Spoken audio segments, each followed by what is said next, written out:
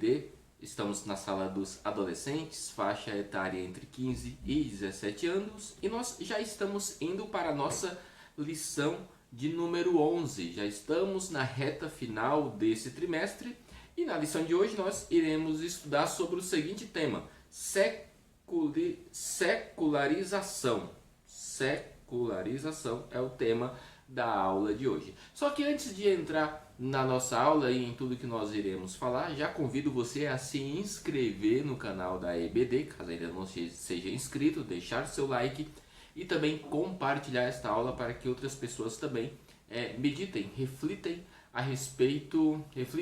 respeito desses assuntos aqui apresentados. E eu espero de todo o meu coração que em Cristo você tenha passado uma semana abençoada, uma semana cheia da graça de Deus, na presença de Deus, obedecendo sempre às Escrituras, que isso é o que de fato importa. Então vamos lá.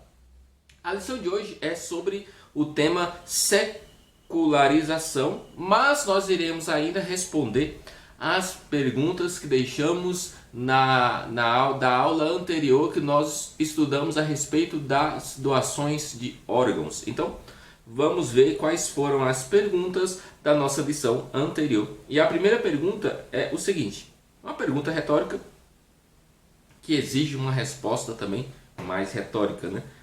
O que é doação de órgãos? Resposta: esse procedimento é a concordância por parte de uma pessoa que consente que seus órgãos sejam retirados após sua morte para serem aproveitados por pessoas portadoras de doenças crônicas. Então isso aí é doação de órgão. Segunda, cite um argumento não favorável à doação de órgão. O que as pessoas que não concordam, o que elas falam que você não deve doar? Porque a comercialização de órgãos é um dos argumentos. Você pode ter aí argumentos também mais pessoais ou mais próximo à realidade do seu convívio. Só que infelizmente existe isso. Muitas pessoas pegam os órgãos e sim, comercializam. Isso existe. Por isso que nós devemos sempre ter bastante atenção quando no momento, né, de dor, que um de nossos familiares eles optam por essa questão de doar órgãos. Então devemos estar em cima da situação, acompanhando para que nada ilegal aconteça. Então vamos continuar. Escreva 2 motivos por que precisamos ser doadores. Pelo menos 2. É mais pessoal também. Nós apenas vamos indicar aqui, por exemplo, a doação de órgão é um ato de amor. E também pode salvar vidas, né? Temos o motivo de ser um ato de amor e também é a possibilidade de salvar uma vida. Quarta questão. Na ressurreição haverá problema quanto à ausência de um órgão? Vai que a pessoa doou um órgão e na ressurreição, ou seja, quando Jesus vir no arrebatamento da igreja, que aquele morto for ressuscitado e ele doou um órgão, será que vai fazer falta? É óbvio que não. Porque nós teremos o nosso corpo imortalizado, nosso corpo será transformado em algo incorruptível. E quinta e última questão, ela faz o seguinte, é uma pergunta pessoal, responda para si próprio. Você é um doador de órgão? Mesmo que você não tenha idade para decidir isso, talvez, mas o que você pensa sobre isso? Você será doador ou não será doador? Então, esta é uma questão. Então, beleza, temos concluído a nossa lição passada, vamos entrar na nossa lição da aula de hoje, que é a secularização, e nós iremos estudar esse tema que é bastante importante e também bastante atual. Nosso textual está em João capítulo 14, versículo 6, e a parte A que fala assim: disse-lhe Jesus, eu sou o caminho, a verdade e a vida. A nossa leitura bíblica em classe encontra-se em Romanos capítulo 12, versículo 2, e depois Gálatas 1 e 10. Isso só para enfatizar, estamos na nossa aula 11. Tema secularização. Então vamos lá. Romanos 12, 2 fala assim: e não vos conformeis com este mundo, mas transformai-vos pela renovação do vosso entendimento, para que experimenteis qual seja a boa, agradável e perfeita vontade de Deus. Gálatas capítulo 1, versículo 10 fala assim: porque persuado eu agora a homens ou a Deus? Ou procuro agradar a homens? Se estivesse ainda agradando aos homens, não seria servo de Cristo. Ou seja, nós temos que decidir quem que de fato nós estamos agradando ou queremos agradar, a Deus ou aos homens. Quando eu agrado aos homens, eu estou participando da secularização que nós iremos estudar hoje. Houve um período antigo, uma época em que para exercer um cargo público, por exemplo, né, hoje em dia é o sonho de muitas pessoas, inclusive, ter um cargo público, por ter uma estabilidade empregatícia. Ter um cargo público era necessário ser cristão, porque existia uma junção entre o Estado e entre a igreja.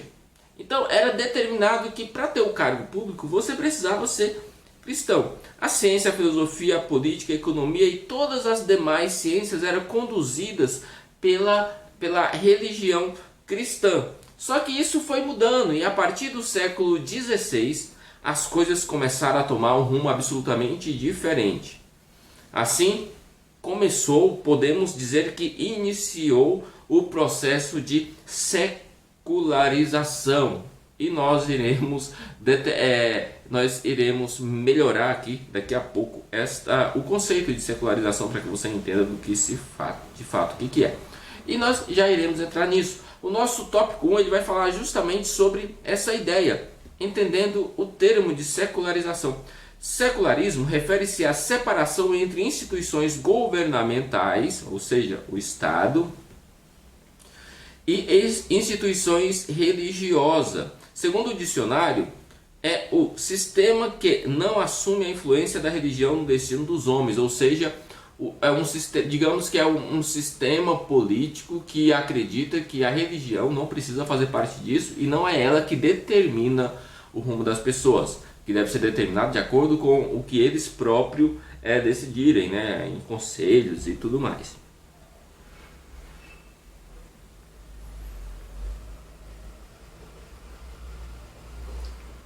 Na Idade Média, uma informação interessante, na Idade Média, aqui no Ocidente, a religião ela estava no centro de todas as discussões.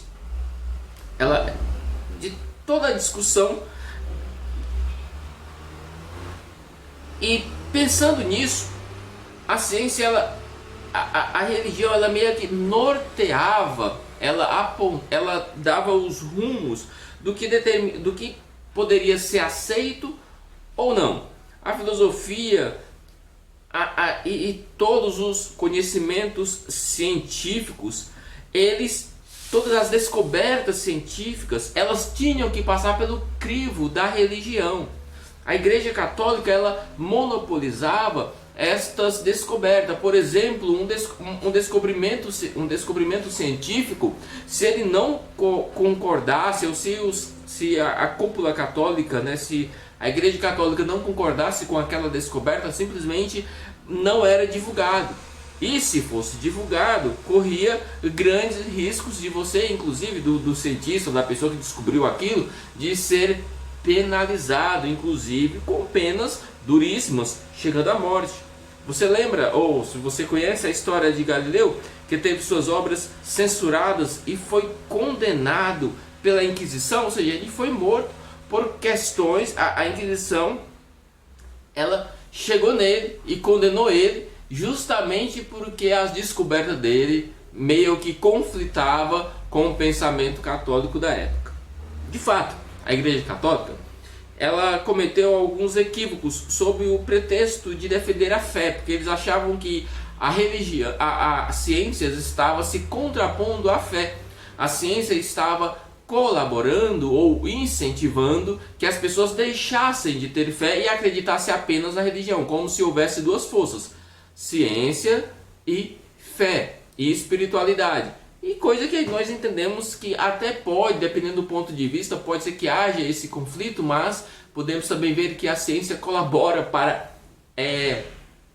ela colabora para crermos mais, termos mais fé, ao ponto que ter fé muitas das vezes é ter fé em um ser espiritual, não tem uma participação da ciência. Ou seja, eu acredito em Deus, não preciso de ciências para isso.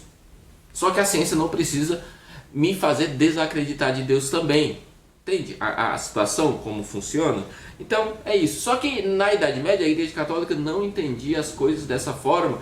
E simplesmente, se você estivesse com um pensamento naquela época diferente do que a Igreja concordava, mesmo que fosse um pensamento científico, empírico, que foi verificado, que foi testado, que foi comprovado aquilo, se não estivesse de acordo com o pensamento católico, simplesmente essa sua informação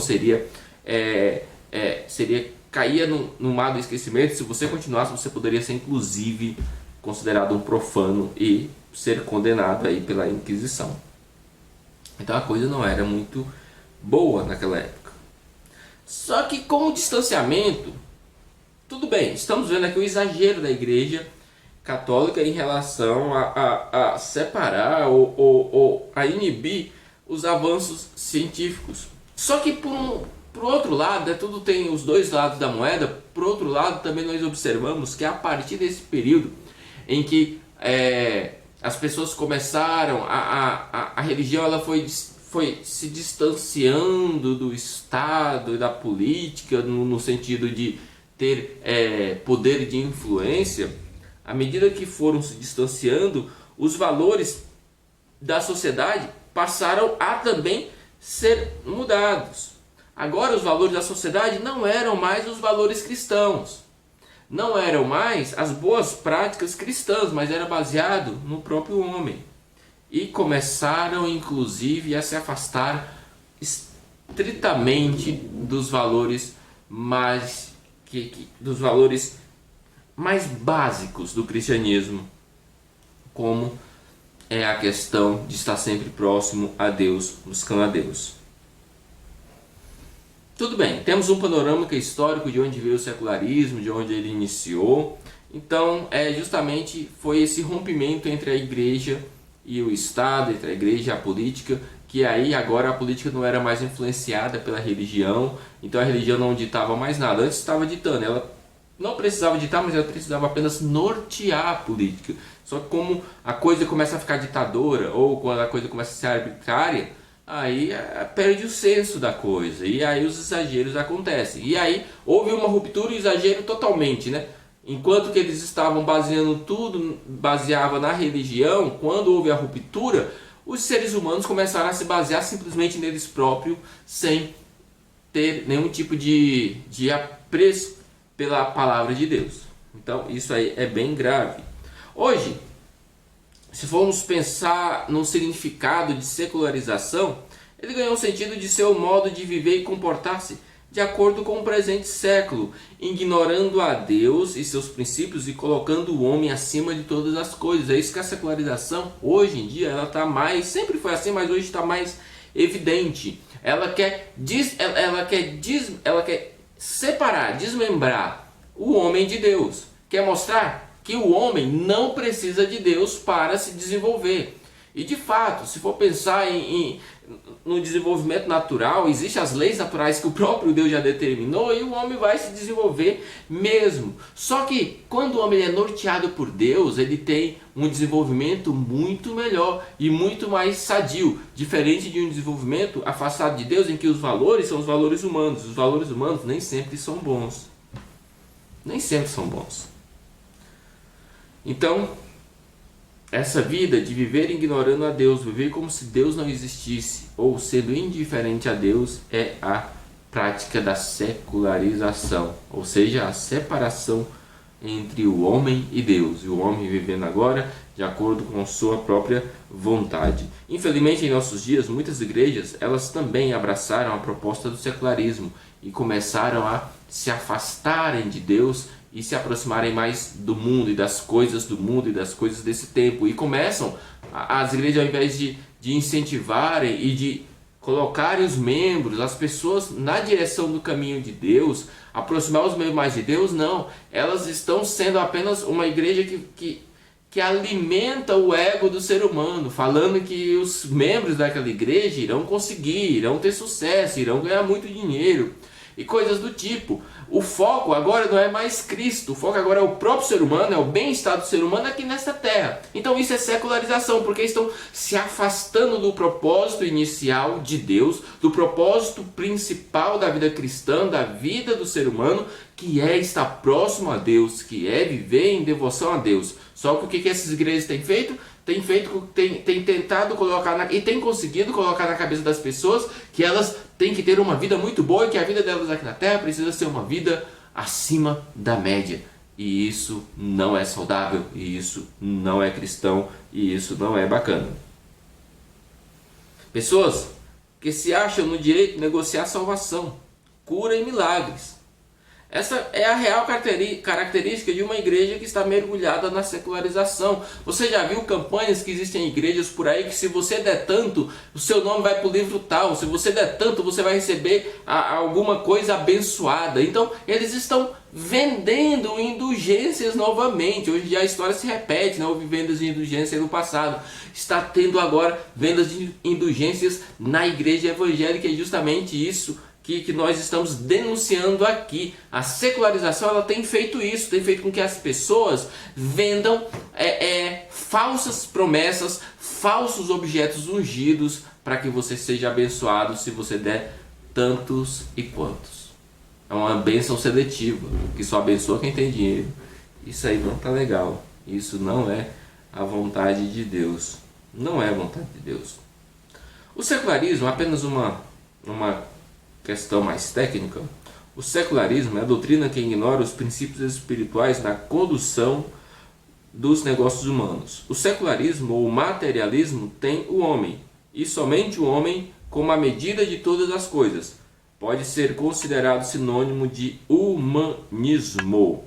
Isso você vai encontrar essa definição no Dicionário Teológico de Claudionor de Andrade, editado pela CPAD, página 261. Ou seja, secularismo tem tudo a ver com separação de Deus. O homem viver em prol dele próprio, sem se preocupar ou sem dar nenhum tipo de satisfação ao seu Criador, ao Deus do universo. Então isso é bastante grave, isso é bastante sério. Nós devemos ter bastante cuidado para não entrar no secularismo também.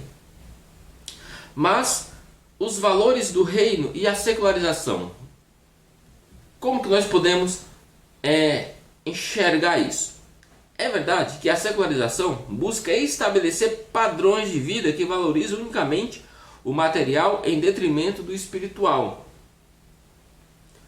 Nós, porém, que somos cristãos autênticos e verdadeiros, devemos viver os valores do reino de Deus neste mundo e de acordo com as escrituras sagradas, fazendo e ensinando a fazer o que Jesus Cristo fez e ensinou. Devemos ser seguidores de Jesus. Seguidor de Jesus.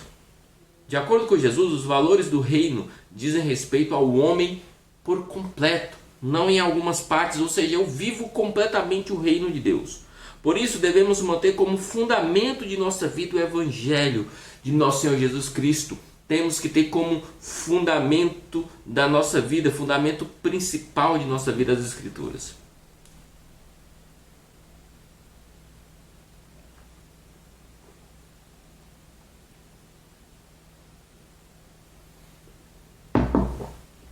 O ser humano que mantém, a pessoa que mantém todas as suas esperanças, expectativas baseadas apenas na ciência e no presente mundo, serão fortemente decepcionadas na volta do Senhor Jesus.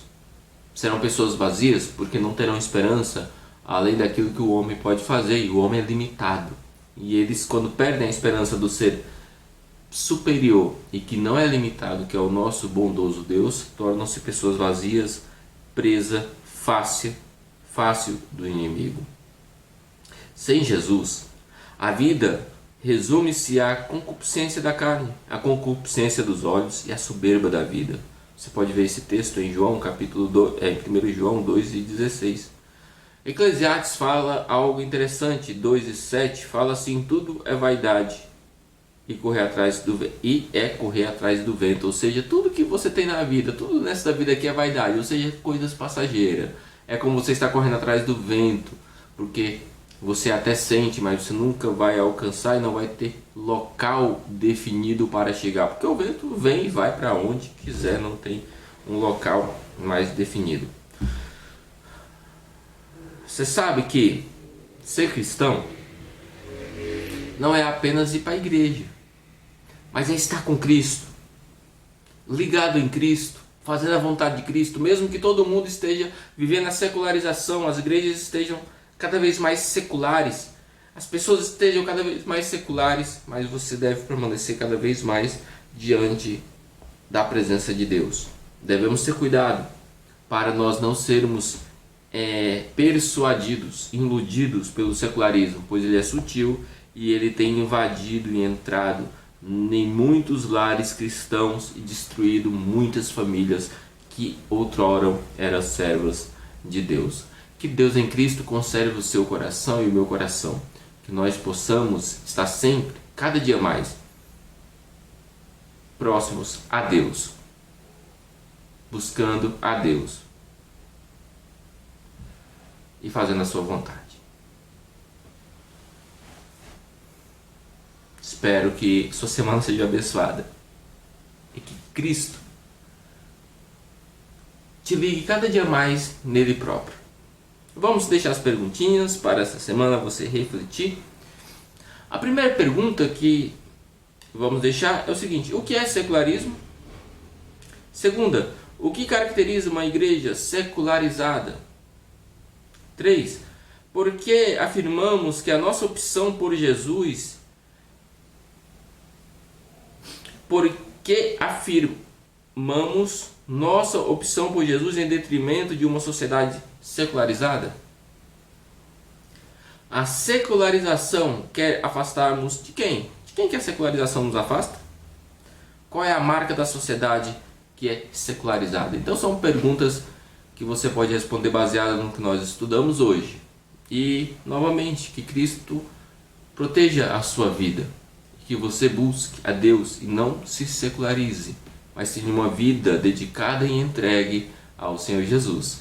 Até a próxima semana, que a sua semana seja abençoada na presença do Criador. Fiquem todos com Deus e até a nossa próxima aula, se assim Deus nos permitir.